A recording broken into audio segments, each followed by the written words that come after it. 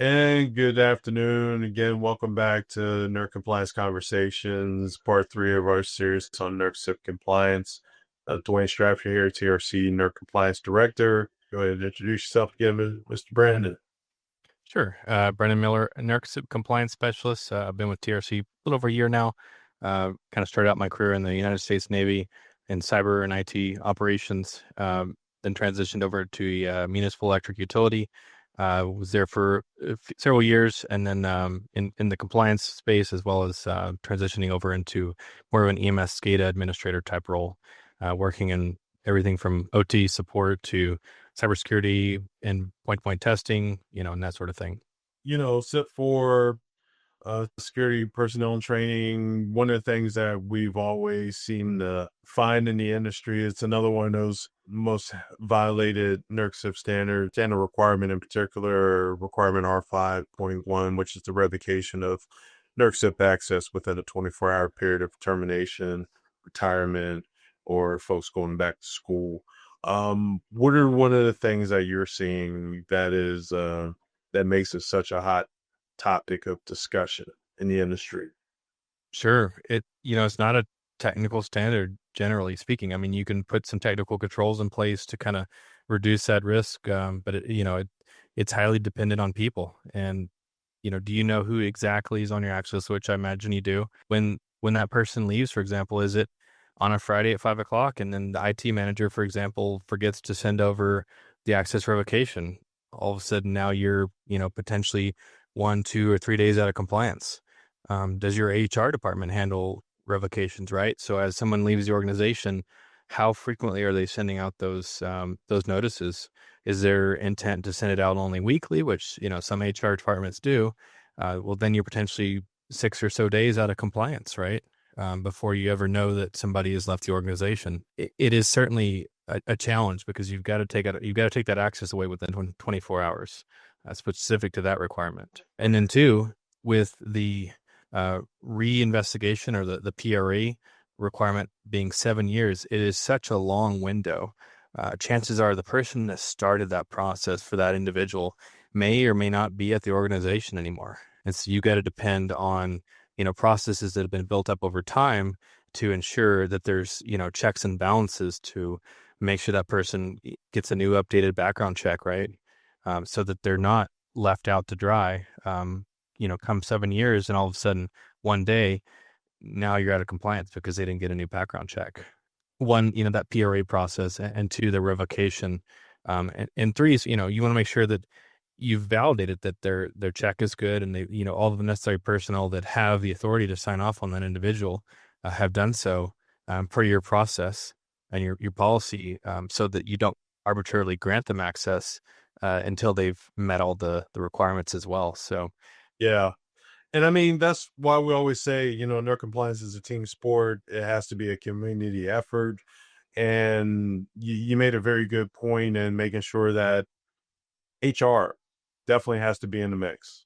You know what I mean? They don't have an official registered function as HR from GOTO, TOP, and all that other good stuff. But there are folks on the periphery, like human resources, that do or could make a huge impact if they were encouraged and motivated to be in the mix as a backstop to successfully make sure that CIP-4 is adhered to. I think one of the main things is just trying to make sure we highlight to folks, yeah, we understand their struggles, but how do we work with organizations to get over those struggles? Are there certain challenges that you've seen where they struggle in maintaining their CIP-4 compliance obligations, but what mitigation steps can they take to kind of counteract those struggles? I think it's a balance. Whatever your tolerance is within your organization, right? Let's say, for example, I mean, I've heard of some organizations that literally will set the access to expire for every single employee on a specific day of the week, and their manager has to reaffirm that they still work at that company. Maybe you have a policy in place, and unless there's extenuating circumstances, that you don't let anybody go unless it's on a certain day. So if you're going to have your revocations, it's going to be on that day, right?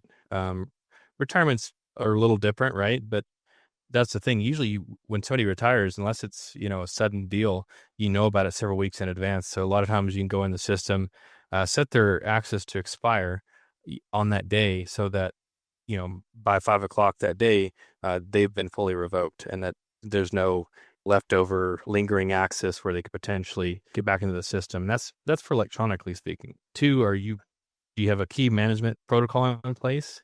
If they don't return that key, then all of a sudden now every substation with a lock that key has access to is potentially open for exploit, right? Because they no longer need access. If it's a medium impact substation, that needs to be revoked, and otherwise you're going to have to go and change locks, which is a very tedious and time consuming process. I mean, very expensive at that. Some Yeah, utilities have gone the route of doing the cyber lock thing, which I think if you can, that's a great option.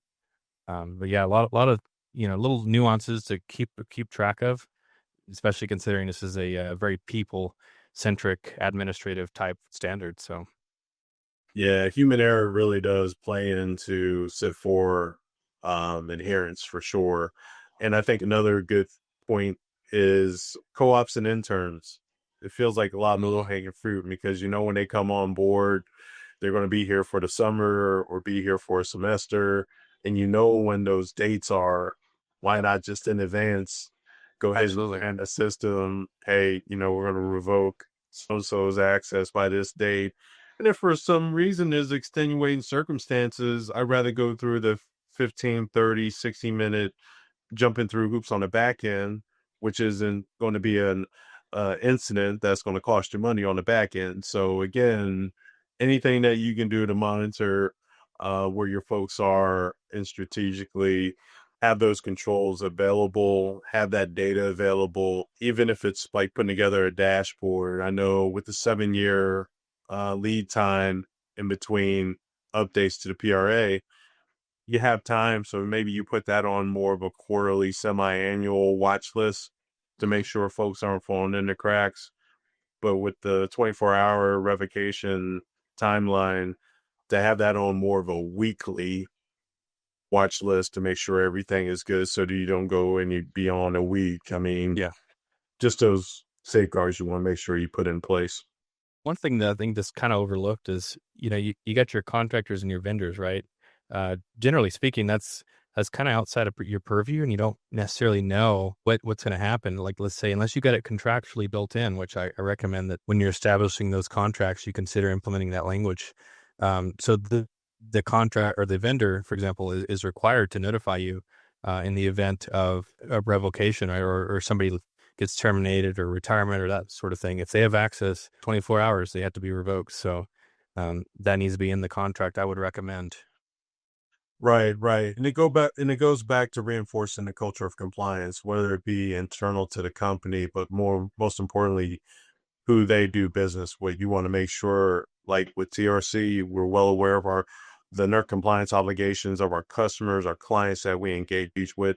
So we want to make sure we set the bar high. We want to make sure that we sustain that level of operational excellence that a lot of the companies we engage with are totally striving for. So yeah, it makes a sense that we just reinforce to the clients that we're aware of the NERC compliance obligations that are out there. Like when we go to a substation, we always make sure, hey, is this a NERC medium impact station? Is a NERC low impact? If it's medium, we make sure escorts are available or that we have our training done to make sure that we have that unescorted physical access, electronic access to do our job and not put our companies at risk of any kind of incidents or violations. So, just lastly, what are some of the things that you would say are surprising that you've seen in the mix where the unforced errors arise based on maybe lack of compliance awareness? Are there certain situations and scenarios that you've seen where it's like,